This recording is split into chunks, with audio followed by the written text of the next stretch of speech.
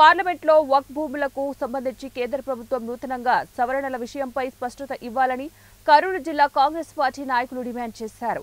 కర్నూలు జిల్లా కాంగ్రెస్ పార్టీ కార్యాలయంలో మీడియా సమావేశంలో జిల్లా అధ్యక్షుడు బాబురావు అధ్యక్షతన మైనార్టీ నాయకులు మాట్లాడుతూ వక్ఫ్ భూములను కేంద్ర ప్రభుత్వం తిరిగి తీసుకోవాలని ప్రయత్నం చూస్తూ ఊరుకోమన్నారు. దానం ఇచ్చిన భూములు తిరిగి ఎలా తీసుకుంటారని వారు ప్రశ్నించారు.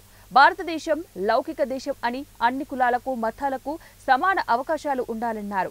బీజేపీ ప్రభుత్వం మైనార్టీలకు వ్యతిరేకంగా ఏదైనా చట్టాలు చేస్తే ఆంధ్రప్రదేశ్ రాష్ట్రంలోని ప్రాంతీయ పార్టీలైన తెలుగుదేశం, వైసీపీ, జనసేన పార్టీలు వ్యతిరేకించాలని కాంగ్రెస్ అధ్యక్షుడు బాబురావు కోరారు.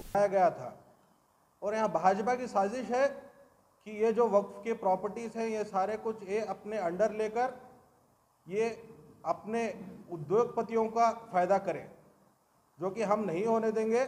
और मैं हमारे नेता राहुल गांधी जी का और इंडिया गठबंधन के सारे सहयोगियों का मैं शुक्रिया अदा करता हूं कि उन्होंने पार्लियामेंट में पिछले 10 साल में कभी भी कोई भी बिल जो है जॉइंट पार्लियामेंट्री कमेटी में नहीं गई है, लेकिन वक्फ की बिल जो भाजपा की सरकार ने लाई थी उस बिल को जॉइंट पार्लियामेंट्री कमेटी में भेजा गया है स्पीकर के तहत।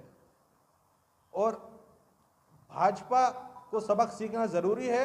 जो 400 पार का नारा दे रहे थे 240 पर सीमित हो गए। अगर से ये अपनी हरकतों से बाज नहीं आए तो इनको बाहर जाने का रास्ता जनता ज़रूर दिखाएगी। और कांग्रेस पार्टी सभी धर्मों के साथ, सभी जातियों के साथ जुड़ी हुई है, सबका विकास करने के लिए है। इसलिए मैं मेरे जिला अध्यक्ष जो हैं बाबूराव जी का सभी का मैं धन्यवाद करता हूं। शुक्रिया। अंदरिकी नमस्कारम अंडी। ई रोजु मन नरेंद्र मोदी गारू वक्फ बोर्ड आस्तुలను కబ్జా చేయడం కోసము అదే విధంగా దేవాలయ శాఖలు అన్నీ ఉన్నాయి, కానీ ఈ రోజు వక్ఫ్ బోర్డు మీదనే పడ్డారు. వక్ఫ్ బోర్డు ఆస్తులను జప్తు చేసి నల్ల చట్టాలు తీసుకొని వచ్చి కార్పొరేట్ వాళ్ళకి కట్టబెట్టడానికి కోసము ఈరోజు ఒక 40 సవరణలు చేసి అవి ఏమనేది కూడా ప్రజలకు తెలియదు. ఇంకా ఇంతవరకు అవి ఏ విధంగా చేస్తున్నారనేది ప్రజలకు కూడా తెలియాలి. కానీ ఇవన్నీ చేయకూడదు. ఎందుకంటే ఒక ఆస్తిని దానం చేసి ఉంటారు, కానీ అది దానం చేసినది ఏ మసీద్ కానీ, ఏ చర్చికి కానీ, ఏ దానికైనా సరే, దేవాలయానికి కానీ ఏది ఇచ్చినా కూడా అది ఆ సంస్థకే చెందుతుందన్నమాట.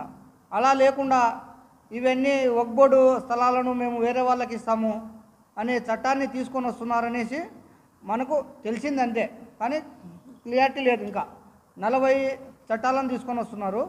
అవి వక్ఫ్ బోర్డుకి ఆస్తులను, ముస్లిమ్స్ ఆస్తులను ఎవరికి కూడా భంగం కలగకుండా తీసుకొని వస్తే బాగుంటుంది.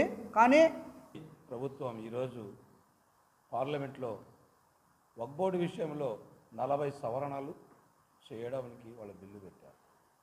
మేము ఒకటే చెప్తున్నాం, మీకు భారతదేశంలో అతిపెద్ద